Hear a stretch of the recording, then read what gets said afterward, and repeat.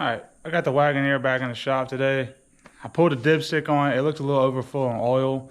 I got that lifter that's ticking. So I plan to do was what my dad suggested I do. It's kind of an old school method. You drain about a quart of motor oil out and you put a quart of transmission fluid in there. And the detergents and the transmission fluid hopefully clean anything that's gunked up in the lifter out. So we're gonna try that. I'm gonna get the oil level right because probably looks like it's about a quart or two over full actually right now. So we're gonna fix that. The other thing is I still think that these shocks are maxed out on their travel. That's why I'm having such bad bump steer. So we're gonna unbolt the shock. Probably put it up on jack stands, take these two front wheels off, unbolt the shock, and see if the shock is blown, and B, see if the shocks are maxed out on their travel. Because if they're maxed out on their travel, that's no bueno. You know, we got to fix that. And the quickest way to fix it right now to where it could be driven safely, in my opinion, and hopefully it fixes the last bit of bump steer, because I would feel like, you know, if you don't have enough travel in your shock housing, it could cause bump steers. I already fixed one thing, is that dramatically helped. The quickest way to fix it is to make some adapters to kind of raise the shock up to get it back in its travel a little bit. Kind of like the leveling kit I put on my F250. It came with some adapters to raise the shock up. So that's on my agenda today. Plus I have some low hanging fruit inside the cab. I got a whole bunch of stuff in here.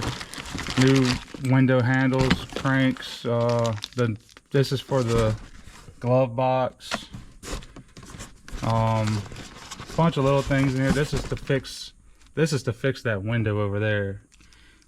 Figure out how to do that. Wolf box, rear view camera, install that. So we're gonna try and take care of a bunch of this low hanging fruit. Peel this crap off since it's already peeling off.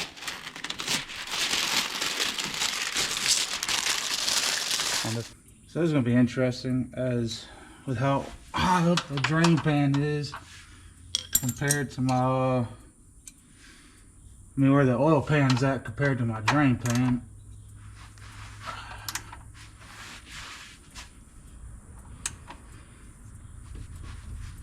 Ah, dog.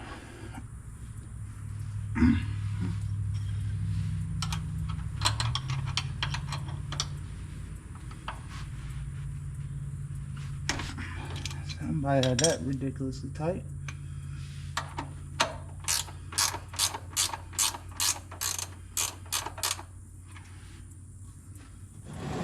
Should be about right there where I need it. I only take about a quart.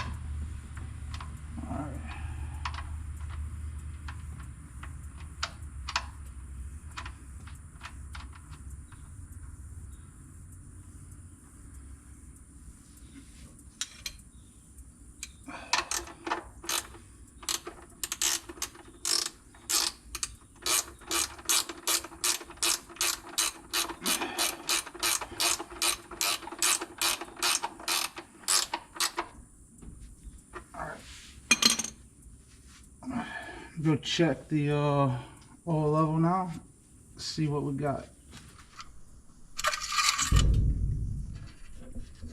So if you can see right there, you can make it out. It's about a quart low now, which is perfect. So I have a quart of transmission fluid I'm gonna dump in here, and then we're gonna work on some other things, and we'll come back to that later. So hopefully that helped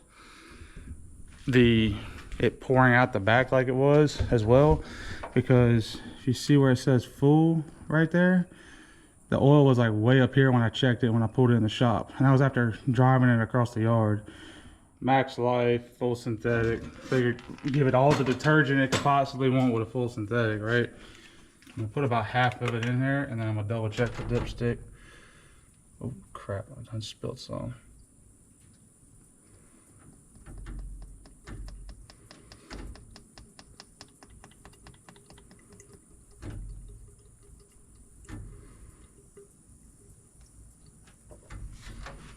It's about half.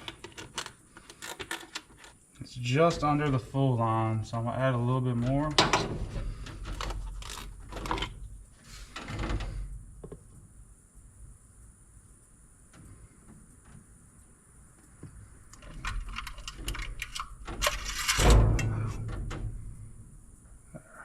I don't know if y'all probably won't be able to tell. Now obviously it's redder because I put the transmission fluid in, but we're right at the full dots. So I'm gonna leave it at that. With it being right there, I'm gonna leave it at the full marks. That's correct. So it's not over full, it's just right. I'll put this oil cap back on real quick, and then we're gonna crank it, let it warm up a little bit, get the operating temperature, and see if it quietens down any. I doubt it will without driving it, because I was told I needed to go take it for a drive afterwards. But for now, at least let it circulate and start doing something.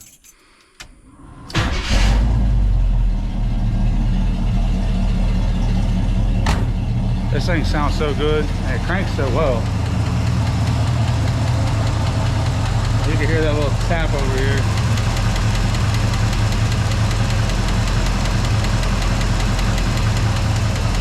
So I got this thing up to about, it's not quite 180, but I figured it was good enough because I'm ready to move on and start working on some of these other things. While it was idling, I went ahead and changed out one of the window cranks. That was super straightforward.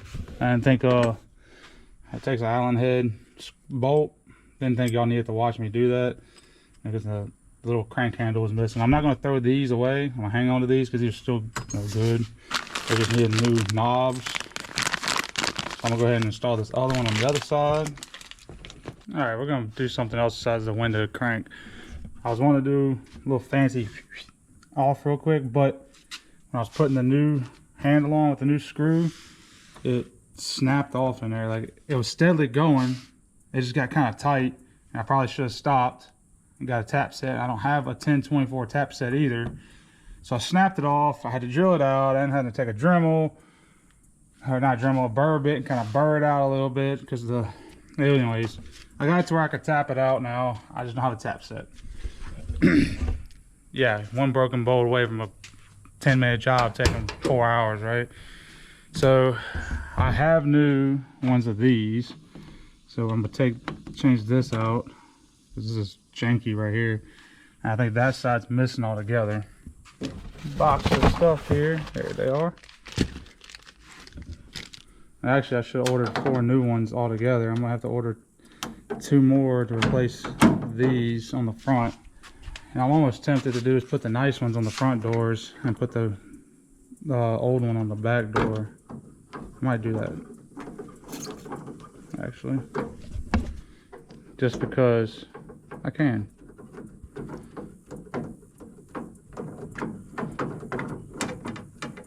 And I need to get new little plastic pieces for right here. Man, these things are long-winded.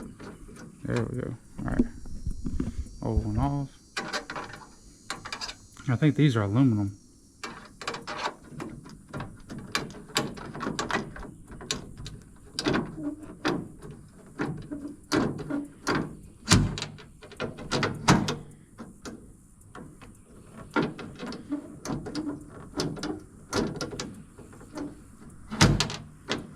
There, that's much nicer.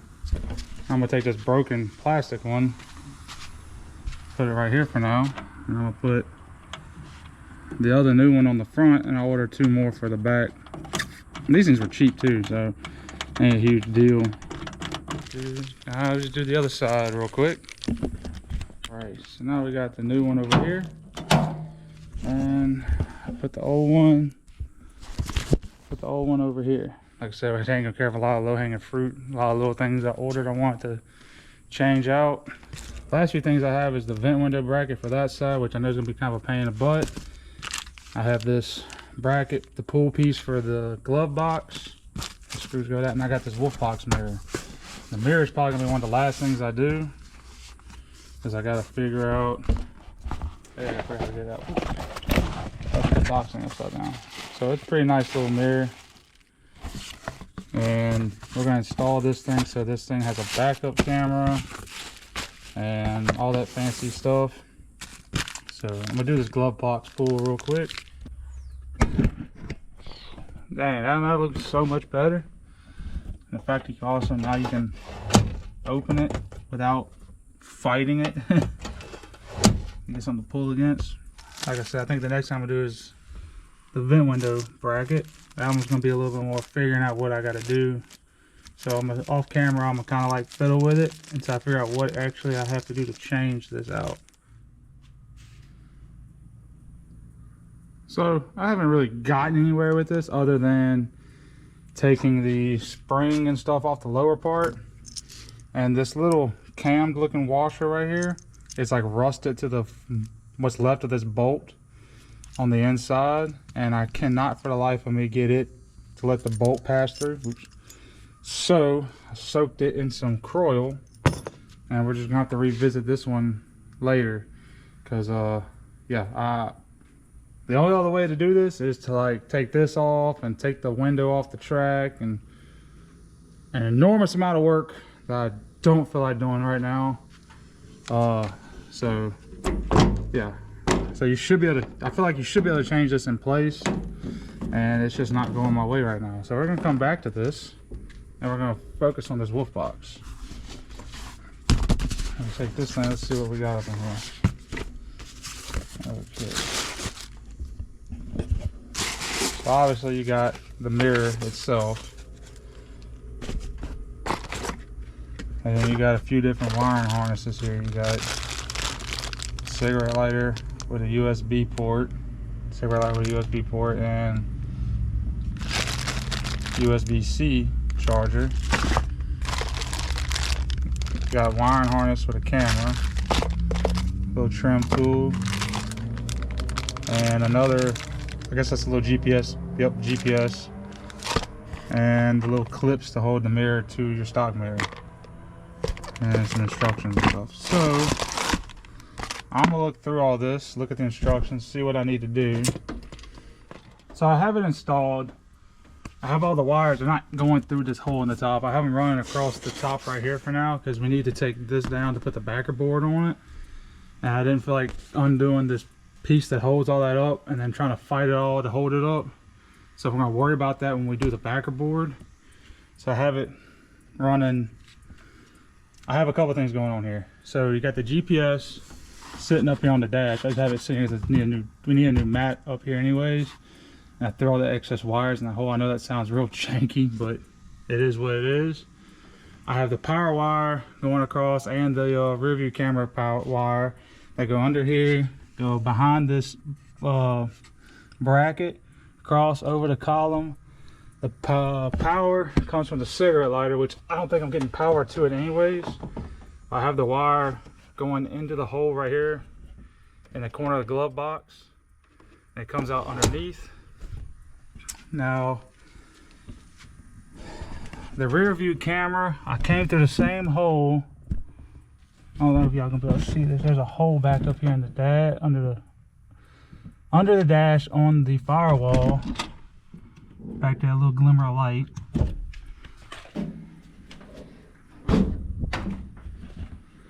And I pulled it tight.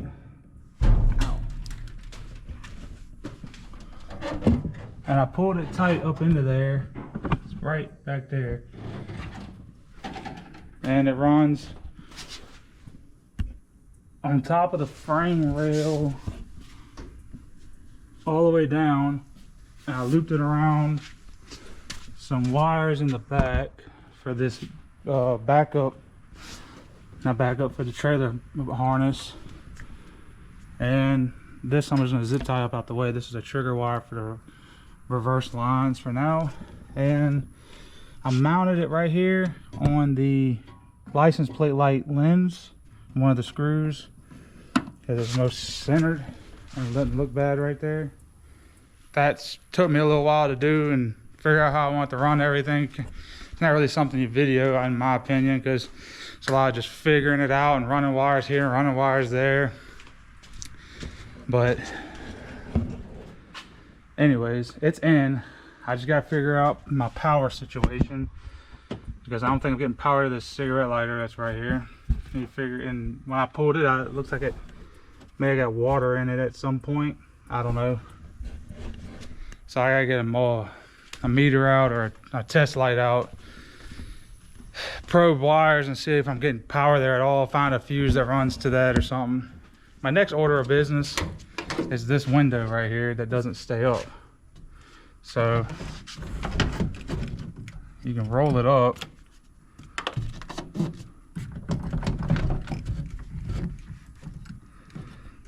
Oh, hang on. Old boy said this thing didn't stay up. Oh, there we go. That's all right. Let me take off. Yeah. So it's up now, but it's stuck up. Let me take, I can hear stuff moving. So let me take all this apart real quick. Take these two Allen head bolts. I'm gonna pop all this panel off with some clips. We'll take a look up in there and see what we got. Well, this is what I found sitting in the bottom of the door down here. This is the piece that clamps to the window and brings it up and down with the regulator. So the regulator moves just fine. It like if you, so you can roll it all the way down. Then you just have to I kind of need two hands to do this. So once you roll it down, you can do this and have the window down.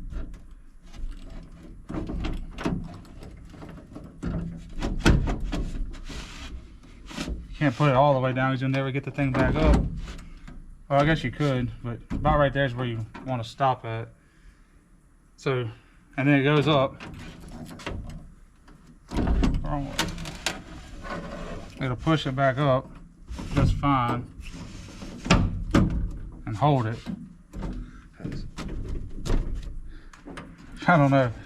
This window's all jacked up, but I'm sure it ain't nothing that's not easy to fix. But for now, I'm gonna roll it down for now.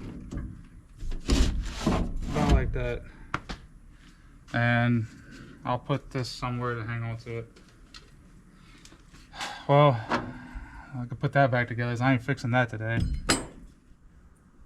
I started playing with these side mirrors, and if you've paid any attention, this one's been real floppy. Well, this is a different mirror piece altogether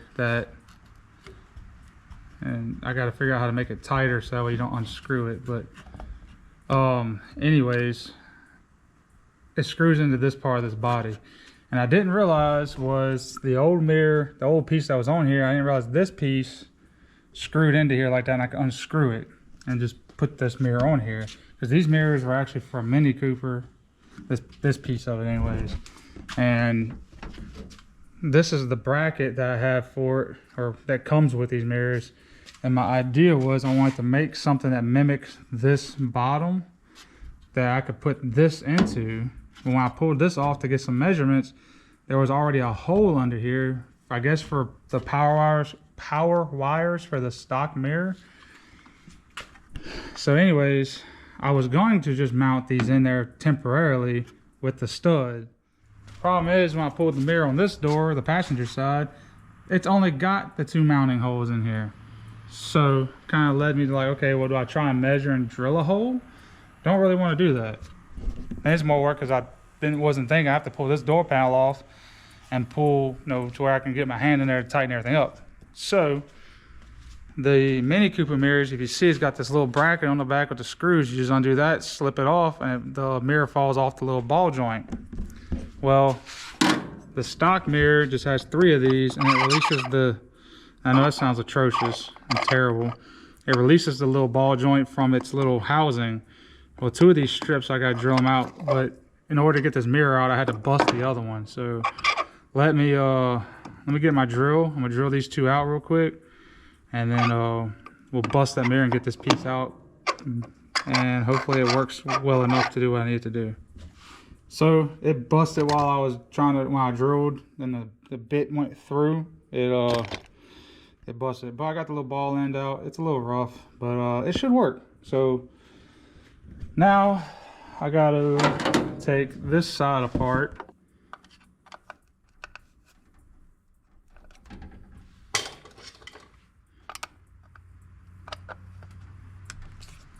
Helps to use the right size screwdriver so you don't inadvertently strip out the screws, you know.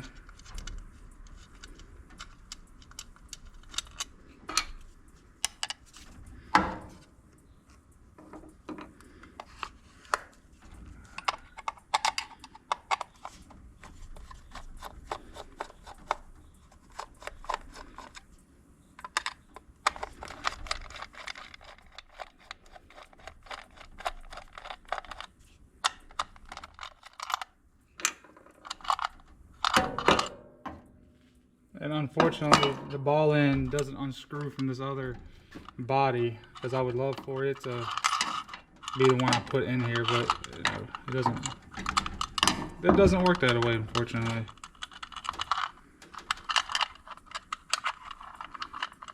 So there's that. Now I know this is probably looking like I'm doing some really half-ass stuff, but this works good enough for now. So we got good mirrors on here that, you know, hold their position to where we can set them and drive down the road without them wiggling around and everything.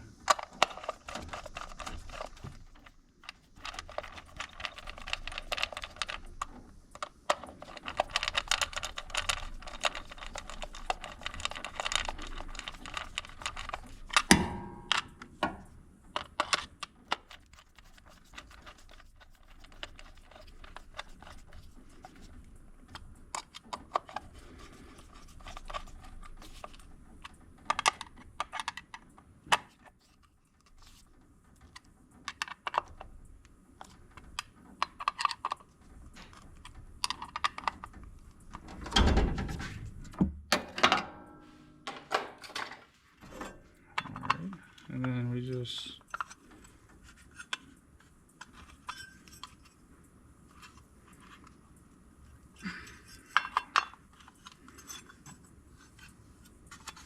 thread this back in here, and all should be good. After that, there we go. Give it a little bit of an angle down. There, now I got it set and back together.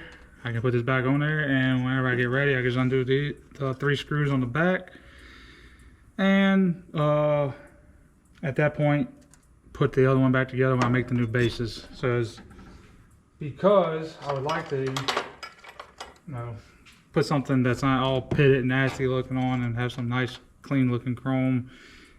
And these are a little bit smaller bodied on them, so these might look a little bit better. There, and just like the other side, all nicely mounted, nice and solid.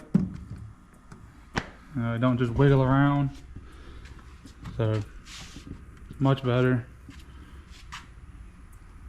Not as clean as it could be, because you know you got this real nasty looking body and this nice clean mirror piece now, but it works better than what I had before, which was floppy.